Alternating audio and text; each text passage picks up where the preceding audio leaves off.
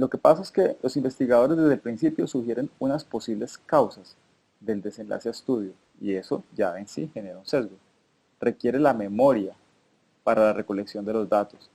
Se basan en datos que fueron originalmente colectados para otras causas. Estamos hablando de un estudio retrospectivo y no para el estudio que está en curso.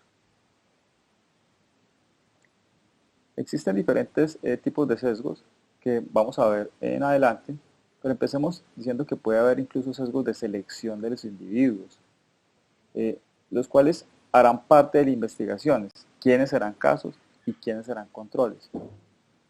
Si el numerador y el denominador se afecta en la misma cantidad por el sesgo, el mismo no tendrá ningún efecto en el estimado absoluto del riesgo. Eso es algo importante. La medición de la exposición del desenlace. Tanto los casos como los controles tuvieron el mismo riesgo de exposición. Toda situación que afecte de manera artificial el producto de la razón de momios, como lo habíamos dicho y lo recordamos ahora, A por D sobre B por C, va a afectar de algún grado la validez del estudio y va a generar un sesgo.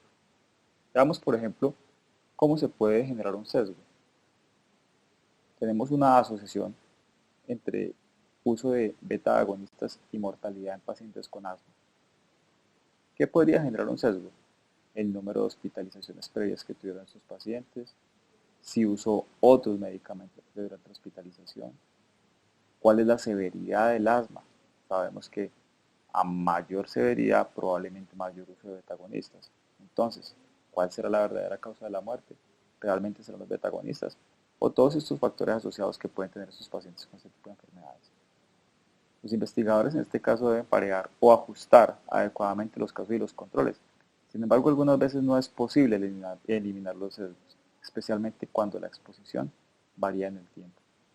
Los comportamientos y los estilos de vida de los pacientes asmáticos incluso podrían ser la verdadera asociación de mortalidad de este tipo de sujetos. Miremos entonces cómo se clasifican o qué tipos de sesgos tenemos y empecemos por los sesgos de selección. ¿Cuáles son? Empecemos con el sesgo de vigilancia. ¿Por qué se puede generar un sesgo de vigilancia? Porque si investigamos sujetos que están bajo vigilancia mayor que otro tipo o bajo tamizaje continuo, ejemplo, pacientes quirúrgicos versus pacientes no quirúrgicos, los pacientes quirúrgicos probablemente por sus exámenes preoperatorios tienen una mayor probabilidad de que se les descubra algún tipo de exposición, como enfermedades o estadios iniciales o formas leves de algún tipo de enfermedad. Puede generar falsos positivos en la exposición, o sea, en la A de la razón de momios con una sobrevaloración del riesgo. Tenemos también sesgos de diagnóstico. Cuando se sabe que hay un diagnóstico, se buscan los signos muy intensamente por parte del investigador. Ejemplo, si a un radiólogo al cual se le dice que el paciente tiene una clínica de neumonía, pues este radiólogo probablemente lo que va a hacer es buscar todos los hallazgos radiológicos de neumonía. O si el paciente se sabe que consume anticonceptivos orales, pues se interrogará más por una tromboflebitis. Y nuevamente empieza el aumento selectivo de los casos expuestos, o sea, la razón, el ítem A de la razón de momios. Tenemos también los sesgos de referencia. Ejemplo, estudios realizados con una base hospitalaria, porque un hospital por su grado de especialización o por su popularidad puede recibir pacientes de una clase social diferente. Y esta clase social, por ejemplo, tuviera una dieta diferente con una serie de patologías intestinales asociadas a esta dieta, se tendría un aumento en la exposición de los casos y una disminución en la exposición de los controles.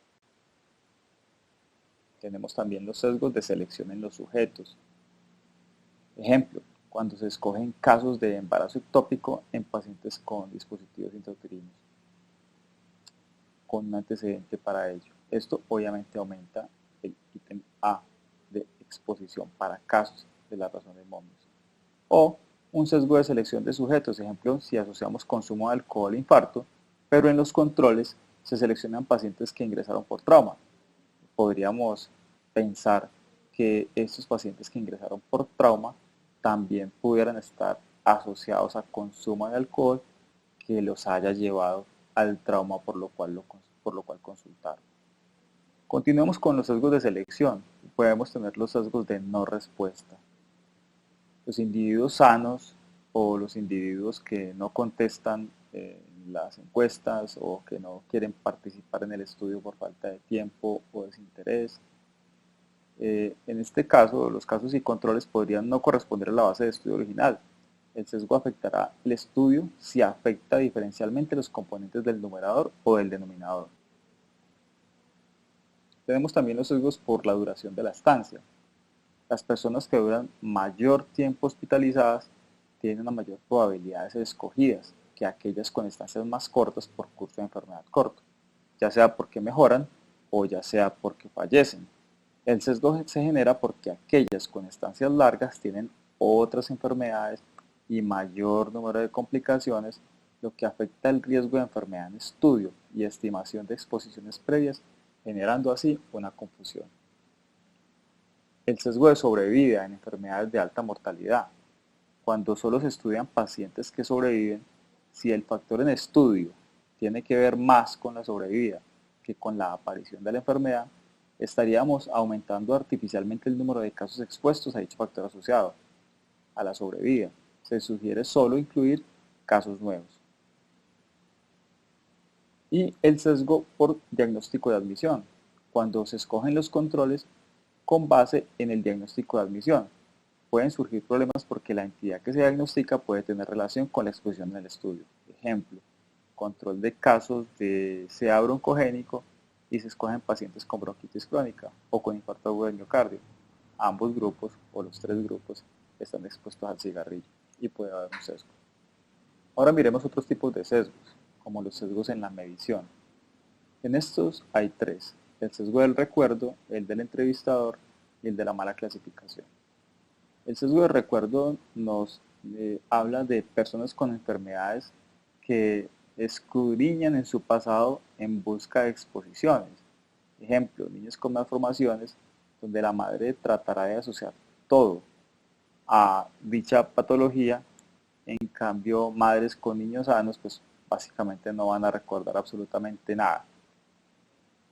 Con respecto al sesgo del entrevistador, si el entrevistador de forma consciente o inconsciente hace más énfasis en búsquedas de exposición en los casos que en los controles, o puede que sugiera respuestas afirmativas o negativas en algunos de los pacientes, ejemplo los casos tratando de investigar síntomas o signos asociados a ese tipo de enfermedad, y no lo haga así con los controles. La forma de evitar esto es obviamente manteniendo ciegos a los entrevistadores para los casos y para los controles, y de esta forma hace una homogenización de la técnica de la entrevista. El sesgo de mala calificación también se puede presentar por el número elevado de falsos positivos y negativos durante el estudio. Ejemplo, clasificar como enfermo a una persona no enferma, un falso positivo para enfermedad o desenlace, o aquel que se considera expuesto pero realmente no lo ha estado, un falso positivo para exposición.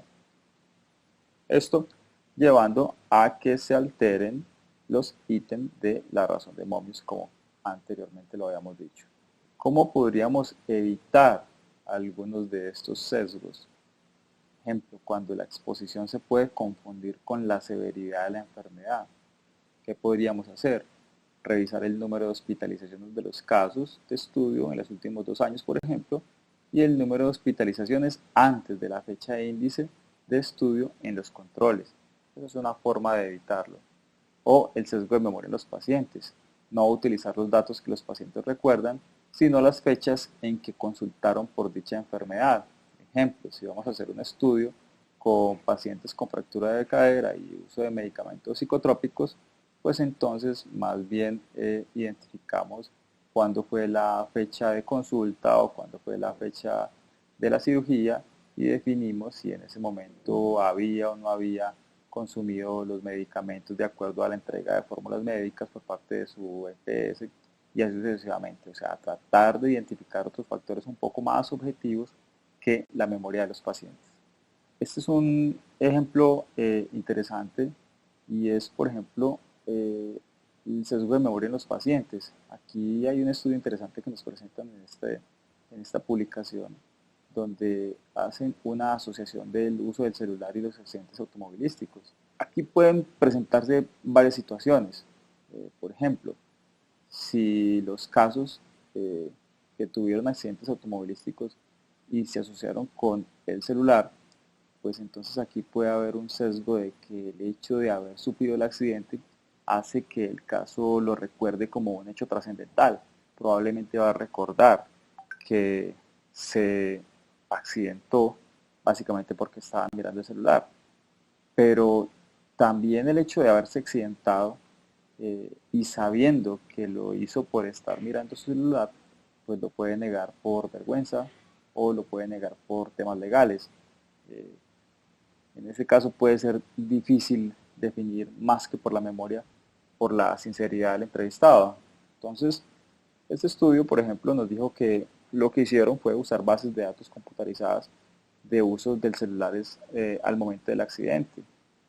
Usar al mismo tiempo un mismo paciente como su propio control. Ejemplo, definir su estilo de vida, en qué momentos, por ejemplo, va a trabajar y usa su vehículo. Y definir diferentes días, unos cuando usó el celular y otros cuando no lo usó, y definir cómo fue la presentación del desenlace. Eso sería una opción de forma un poco más objetiva. Hasta aquí definimos el tema de los sesgos y las limitaciones y vemos que, como lo dijimos en el principio de,